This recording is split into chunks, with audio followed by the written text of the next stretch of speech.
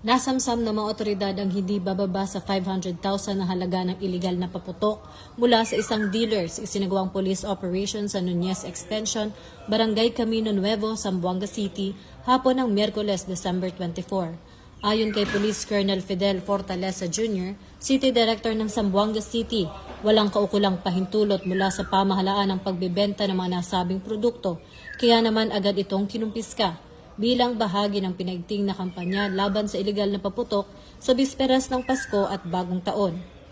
Patuloy ang paalala ng mga otoridad sa publiko na sumunod sa mga umiiral na batas upang maiwasan ang aksidente at mapanatili ang kaligtasan ng komunidad. Dahil ito ang bagong PNP para sa bagong Pilipinas, serbisyong mabilis, tapat at nararamdaman.